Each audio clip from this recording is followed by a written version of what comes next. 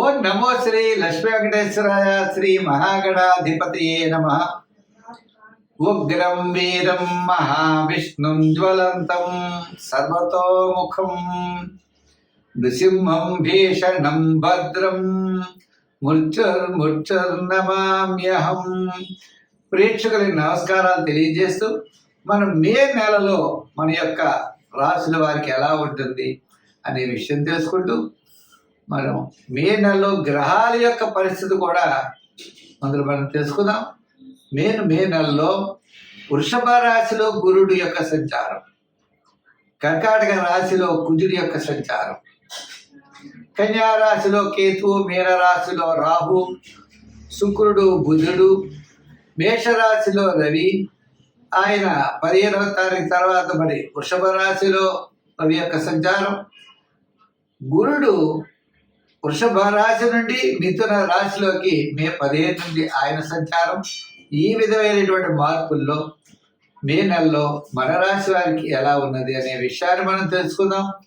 దానికి సులభమైన పరిహారముల ద్వారా మనం ఆచరించినట్లయితే తప్పకుండా మంచి ఫలితాలు ఉంటాయి. ప్రతి ఒక్కరికి కూడా వ్యక్తిగత జాతక ప్రభావం, ఖగోళంలో ఉన్నటువంటి గోచార గ్రహముల యొక్క ప్రభావం, 2 ప్రభావాలతో మనిషి యొక్క జీవన విధానం సాగుతూ ఉంటుంది. కాబట్టి మనం తప్పనిసరిగా ఈ గోచారము అంటే గ్రహముల యొక్క చారము. గ్రహాలంటే ఆకాశంలో వర్తమానంలో మే నెలలో సంచరించే గ్రహాలు ఎటువంటి ఫలితాలను ఇస్తాయి, మనం ఏ విధంగా చూసుకోవాలి అని భయపడవలసిన అవసరం లేదు. దానికి సులభమైన పరిహారాలు మనం ఆచరించి తద్వారా పాజిటివ్ వైబ్రేషన్స్ డెవలప్ చేసుకుంటూ మనం అనుకూలమైన ఫలితాలు పొందొచ్చు. ఇప్పుడు కూడా జ్యోతిషము అంటే బ్యాటరీ లైట్ల కాంతిని చూపిస్తుంది. కాబట్టి మనకి గ్రహానుకూలత ఉంటే సంతోషం, గ్రహాల యొక్క వ్యతిరేకత ఉన్నట్లయితే సత్ఫలితాలు పొందడం కోసం మనం సులభమైన పరిహారములు మనంతట మనం ఆచరించడం ద్వారా ఎక్కువ ఫలితం ఉంటుందని తెలియజేస్తూ మనం ముందుగా రాశుల గురించి ప్రారంభిద్దాం. మేషరాశి. ఈ మేషరాశి వారికి మే నెలలో ఎలా ఉన్నది అంటే మనం చూసినట్లయితే జన్మంలో రవి, 15 తర్వాత ద్వితీయంలో, వ్యయంలోనే చాలా గ్రహాలు. గురుడు ఒక్కడు మే 15 వరకు అనుకూలం. మే 15 తర్వాత గురుడు కూడా ప్రతికూల పరిస్థితుల్లో ఉండడం ద్వారా ముఖ్యమైన వ్యవహారాలు ఎదురవనట్లయితే మే 15 లోపల మనం పూర్తి చేయగలుగుతాం. మే 15 నుండి మే నెలాఖరు వరకు కాస్త ఇబ్బందులుగా ఉంటాయి. ప్రతి పని ఆలోచన ఎక్కువగా ఉంటాయి, స్థిమితం తక్కువగా ఉంటుంది. ఇటువంటి పరిస్థితుల్లో మనం గ్రహాల యొక్క ఫలితాలు మిశ్రమంగా ఉన్నాయి. కాబట్టి అంటే మొదటి భాగం అనుకూలత, తర్వాత భాగం వ్యతిరేకత ఉన్నది. అంచేత ముఖ్యమైన వ్యవహారాలు ఉంటే మనం 15 లోపల చేయడం చాలా మంచిది. అంటే క్రయ విక్రయాలు అవ్వచ్చు, ఏదైనా కొనాలి, అమ్మాలి అన్నా, నూతనమైనటువంటి పెట్టుబడులు పెట్టాలన్నా, ఇవన్నీ కూడా మాసంలో పూర్వభాగం అనుకూలంగా ఉన్నది. ఈ రాశి వారికి ముఖ్యంగా శని ప్రభావం వలన, వ్యయంలో చాలా గ్రహాలు ఉండడం వలన, గురుడు కూడా తృతీయ స్థాన సంచారం వలన సామాన్యమైన స్థితిని కొనసాగించాలి తప్ప విశేషమైన స్థితిని మనం పోకూడదు. ఉదాహరణకి మనం ఏదో చేద్దాం అనేటువంటి ఆలోచనలు పెట్టుకోకూడదు. ఉన్నదాన్ని చేస్తూ కొంతకాలం తప్పనిసరిగా పరిస్థితుల్ని అవగాహన చేసుకుని తదుపరి నిర్ణయాలు తీసుకోవాలి. లేదంటే నష్టపోయే అవకాశాలు కనబడుతున్నాయి. ఈ రాశి వారికి శని ప్రభావం ఉంటుంది, గురు దోషం కూడా ఉంటుంది. కుటుంబార్థిక సంతానపరమైన వ్యవహారాలు చాలా చికాకుగా కనపడతాయి. మనం ఎంత శ్రమపడ్డా గుర్తించరు. బంధువులకు మనం ఎంత ఇంకా చేయలేదంటారు. ఈ విధంగా అంటే స్నేహితులకు కూడా ఎంత చేసినా కూడా వారు సంతృప్తి చెందరు. ఇటువంటి పరిస్థితుల్లో మనం శ్రమపడడం అంత అయితే మంచిది కాదు. ఇప్పుడు వ్యాపారం చేస్తూ నూతన వ్యాపారాలు చేయాలని పెట్టుబడి పెట్టడం, ఆ విధంగా అంటే వ్యాపారం అవ్వచ్చు, మరి వృత్తుల్లో అవ్వచ్చు, ఏదైనా సరే నూతనమైన విషయాలను కొంతకాలం వాయిదా వేయడం చాలా మంచిది. అంటే గబగబ ఆకస్మిక నిర్ణయాలు అనేవి పనికిరావు. అంటే నిదానంతో వ్యవహరించాలి. ఆకస్మిక నిర్ణయాలు పనికిరావు. కోపం, ఇరిటేషన్ పనికిరాదు. శుభ్రమైనటువంటి ప్రయత్నాలు కూడా చాలా నిదానంతో ముందుకు వెళ్ళాలి. అంటే ఈ పరిస్థితి మే నెల మిశ్రమైనటువంటి ఫలితాలు కనపడుతున్నాయి కాబట్టి తప్పనిసరిగా ఈ రాశి వారు శనీశ్వరుడికి తైలాభిషేకాలు చేయడం చాలా మంచిది. గురుబలం కూడా తగ్గడం చేత శివారాధన, శని భగవానుడికి తైలాభిషేకాలు చేయడం. మరి ఈ రాశుల్లో సంఖ్యల్లో మనం చెప్పాలి అంటే 7వ నెంబరు ధరించడం మంచిది. రంగుల్లో ఎరుపు రంగు ధరించండి.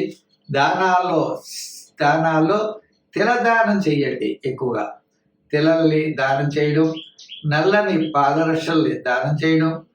అదేవిధంగా సమీప దేవాలయాలకు వెళ్ళి మీరు నూనె ఇచ్చి దీపం పెట్టమని చెప్పండి. ఈ విధంగా మీ యొక్క పరిహారములు చేయడం ద్వారా పాజిటివ్ వైబ్రేషన్ డెవలప్ చేసుకుంటూ ముందుకు వెళితే మేషరాశి వారికి అనుకూలమైనటువంటి ఫలితాలు ఉంటాయి. మీనరాశి, ఈ మీనరాశి వారికి మనం చూసినట్లయితే తప్పనిసరిగా మరి తృతీయంలో ఉన్న గురుడు చతుర్థ స్థాన సంచారం, ఆల్రెడీ రాశిలోనే శని, గ్రహాలన్నీ కూడా మిశ్రమైనటువంటి ఫలితాలు కనబడుతున్నాయి. అయితే ఆత్మస్థైర్యం కొంతలో కొంత మే 15 నుంచి మే నెలాఖరు వరకు అనుకూలమైన ఫలితాలు ఉంటాయి. కుటుంబార్థిక సంతానపరమైన వ్యవహారాలు, ఆత్మవిశ్వాసం, దృఢమైన విశ్వాసంతో ముందుకు వెడతారు. సూర్య భగవానుడు మే 15 తర్వాత మేషం నుండి వృషభ రాశి సంచారమే దీనికి ముఖ్య కారణం. మిగిలిన గ్రహాలన్నీ కూడా చాలా అనుకూలంగా ఉన్నాయి. పంచమంలో కుజుడు, మరి సప్తమంలో కేతువు, జన్మంలోనే రాహు, శని, వీళ్ళంతా. అందుచేత ఏ పని చేసినా చాలా నిదానముగా చేయాలి. ఉద్యోగస్తులు ఉన్నారనుకోండి, అధికారులతో జాగ్రత్తలు తీసుకోవాలి. రాజకీయ నాయకులు కూడా మాట్లాడేటప్పుడు, ప్రయాణాదులు చేసేటప్పుడు, వృత్తుల వారు కూడా నూతనమైన వృత్తులు చేయకుండా సామాన్యమైన వృత్తులు చేయాలి. గోచార రీత్యా ఈ రాశి వారికి మిశ్రమైనటువంటి ఫలితాలు ఉన్నాయి. ఒక్క సూర్య భగవాన్ అంటే దృఢమైన మనస్సు, అదే మిమ్మల్ని విజయం వైపుకి తీసుకువెడుతుంది. ఎంతో శ్రమతో కానీ విజయం దక్కదు. సులభమైన మార్గములు ఏమీ పనికిరావు. మీ ఆలోచనలు చాలా కరెక్ట్గా ఉండాలి. మీ ప్రణాళికలు చాలా కరెక్ట్గా ఉండాలి. ఉదాహరణకి విద్యార్థులు ఏదైనా టెస్ట్ రాయాలి అంటే చాలా కష్టపడాలి. ప్రణాళికలు చక్కగా సిద్ధం చేసుకోవాలి. ఏదో అలా వెళ్ళి పరీక్ష రాస్తామంటే ఉత్తీర్ణత అయితే చెందలేరు. ప్రణాళికబద్ధమైనది ఏదైనా సరే ఈ రాశి వారు విజయం సాధిస్తారు. ఏ ప్లాను లేకపోతే మాత్రం విజయం సాధించే అవకాశాలు లేవు. అంతేకాదు ఆర్థిక ప్రణాళికలు కూడా చాలా అవసరం. ఎంత వ్యయం చేయాలో, ఆదాయం ఎంతో తెలుసుకుని చేయాలి. కొత్త కొత్త వ్యాపారాదులు పెట్టుబడి పెట్టడం, కొత్త కొత్త ఆలోచనలతో ముందుకు దూసుకు వెళ్ళడం, కనపడిన వాడికి హామీలు సంతకం మధ్యవర్తిత్వానికి సంతకాలు పెట్టడం, మనం ఏదో చేద్దాం అనుకునేప్పుడు చాలా ఇబ్బందులు ఫేస్ చేయవలసిన పరిస్థితులు ఉన్నాయి. అయితే మరి ఈ గ్రహాలన్నీ ఇలా ఉన్నప్పుడు మనం ఏ విధమైన అనుకూలమైన ఫలితాలు పొందగలం? ప్రమాదాల నుండి మనం ఎలా తప్పించుకోగలం? మన అభివృద్ధి వైపు ఎలా వెళ్ళగలం అన్నట్లయితే సంఖ్యల్లో 3, రంగుల్లో గోల్డ్ కలర్ వాడటం, ఆరాధనలో నవగ్రహ ప్రదర్శన చేయడం, నవధాన్యాల్ని నవగ్రహాల దగ్గర ఉంచడం, అవకాశం ఉన్నట్లయితే శని భగవానుడికి ప్రీతికరమైన తిలలు దానం చేయడం, సమీపంలో ఉన్న దేవాలయాలు ఉన్నట్లయితే అక్కడికి వెళ్ళి శనికి మీరు నూనె ఇవ్వడం, ఇటువంటి చేయడం ద్వారా విశేషమైనటువంటి ఫలితాలు మీరు పొందగలుగుతారు. స్వస్తి.